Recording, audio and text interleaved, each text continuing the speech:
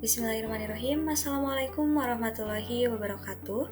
Perkenalkan, nama saya Sinta Natalia dengan NPM 214102001. Di sini saya akan menjelaskan mengenai pengembangan sistem jaminan halal produk minuman herbal instan di industri kecil menengah IKM DIA. Nah, sebelum masuk pembahasan inti, di sini saya akan menjelaskan latar belakangnya terlebih dahulu. Muhammad menyatakan bahwa sertifikasi halal dapat mengurangi ketidakpastian dan meningkatkan kepercayaan konsumen. Kemudian, di Indonesia, untuk memberikan keyakinan kepada konsumen bahwa produk yang dikonsumsi adalah halal, maka perusahaan-perusahaan perlu memiliki sertifikat halal MUI.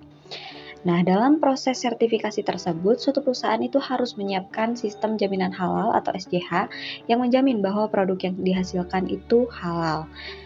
LPPOM MUI telah menerapkan Halal Assurance System atau HAS 23.000, yakni dokumen yang berisi persyaratan sertifikasi halal LPPOM MUI.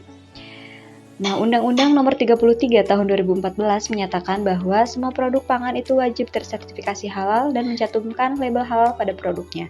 Oleh karena itu, IKM DIA merencanakan untuk memiliki sertifikasi halal. Baik, langsung saja. Yang pertama, ada beberapa topik bahasan yang akan saya bahas, yakni mengenai kebijakan halal, tim manajemen halal, pelatihan dan edukasi, bahan, produk, kemudian fasilitas produksi, prosedur tertulis aktivitas kritis, kemampuan telusur, penanganan produk yang tidak memenuhi kriteria, audit internal, serta kaji ulang manajemen. Baik, langsung saja masuk pada tahap yang pertama mengenai kebijakan halal. Nah, IKM DIA ini telah bertekad untuk hanya memproduksi dan memasarkan produk halal secara konsisten dalam rangka memenuhi kebutuhan konsumen serta mengutamakan kepuasan pelanggan melalui inovasi. Nah, kebijakan tersebut itu akan dicapai melalui langkah-langkah penerapan, yakni yang pertama, menjamin seluruh produk yang dibuat itu telah disertifikasi halal oleh LPPOM MUI, kemudian menjamin seluruh bahan yang digunakan dalam pembuatan produk adalah halal, menjamin sistem produksi adalah bersih dan bebas dari bahan yang tidak halal dan najis, melatih, mengembangkan, dan melibatkan seluruh stakeholder perusahaan guna memahami sistem jaminan halal, menyediakan sumber daya yang diperlukan untuk penyusunan, penerapan, dan perbaikan berkelanjutan sistem jaminan halal, serta melakukan sosialisasi kebijakan halal ke seluruh pemangku kepentingan perusahaan melalui media sosial seperti pelatihan, briefing, memo internal, spanduk, poster, atau bentuk sosialisasi lain sesuai dengan kebutuhan perusahaan. Kemudian poin yang kedua yakni tim manajemen halal. Tim manajemen halal dari IKM DIA ini terdiri dari pemilik sekaligus pimpinan IKM DIA selaku manajemen puncak yang telah membentuk tim. Namun timnya siapa saja ini tidak disebutkan pada jurnalnya, dengan tugas pokok dan fungsi utama dalam implementasi sistem jaminan halal. Kemudian pelatihan dan edukasi. Yang pertama, IKM DIA ini telah melaksanakan sosialisasi tentang sistem jaminan halal serta telah melaksanakan pelatihan mengenai pengendalian yang harus dilakukan agar produk yang dihasilkannya itu terhindar dari potensi ketidakhalalan dan juga najis. Nah, kemudian di sini ada bahan dari minuman herbalnya. Bahan-bahannya itu terdiri dari empon-empon seperti jahe, kunyit putih, temulawak, kencur, serta gula pasir. Nah, untuk menjamin kehalalan produknya, gula pasir yang digunakan itu merupakan gula pasir yang sudah tersertifikasi halal. Kemudian, bahan baku empon-emponnya itu diperoleh dari petani langsung dalam kondisi yang sudah bersih dan dicuci serta terbebas dari kotoran.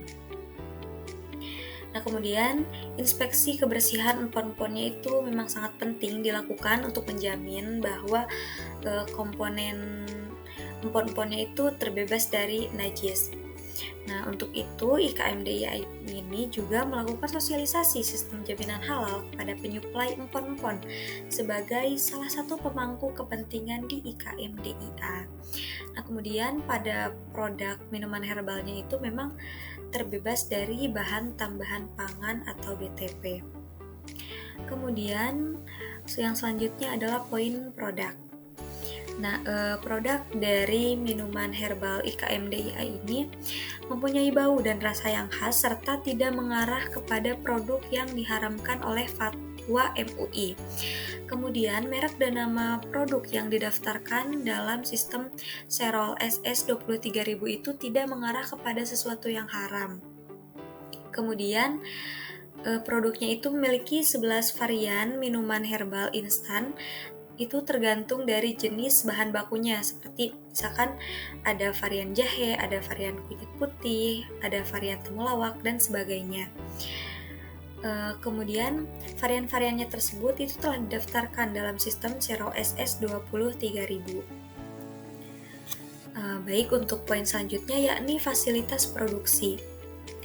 Fasilitas produksi pada IKMDIA ini itu telah tersertifikasi HACCP, kemudian fasilitas produksinya itu sudah memenuhi persyaratan fasilitas produksi menurut GMP.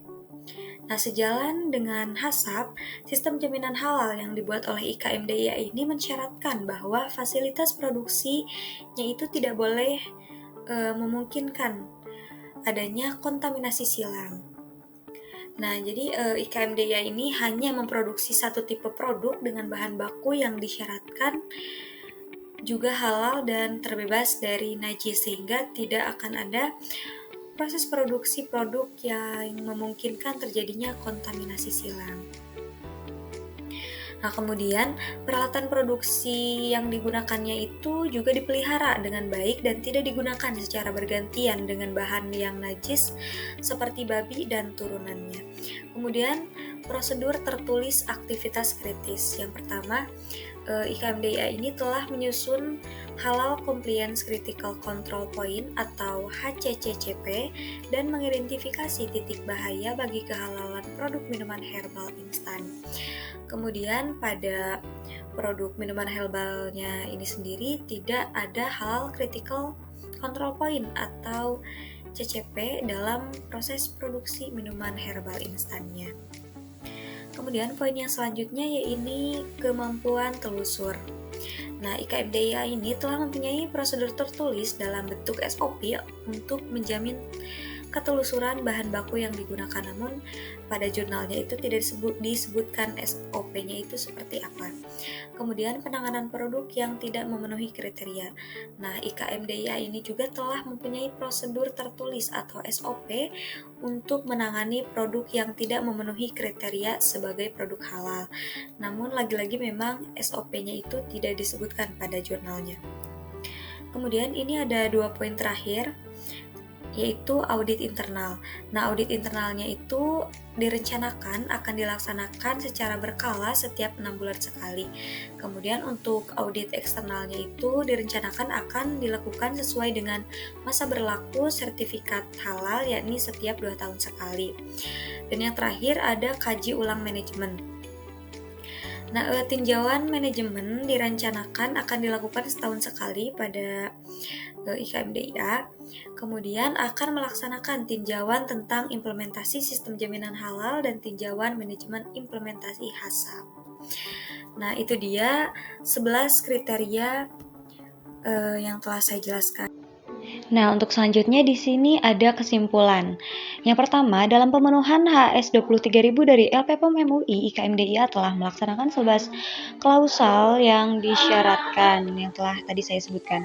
Kemudian, hasil analisis HCCCP pada proses produksi minuman herbal instan di IKMDIA itu tidak ditemukan adanya halal critical point. Nah, ini adalah jurnal yang saya kutip. Jadi materi-materi yang telah saya jelaskan tadi itu diambil dari jurnal ini. Baik, sekian yang dapat saya sampaikan. Mohon maaf apabila terdapat banyak kesalahan. Wabillahi taufiq wal hidayah. Wassalamualaikum warahmatullahi wabarakatuh. Terima kasih.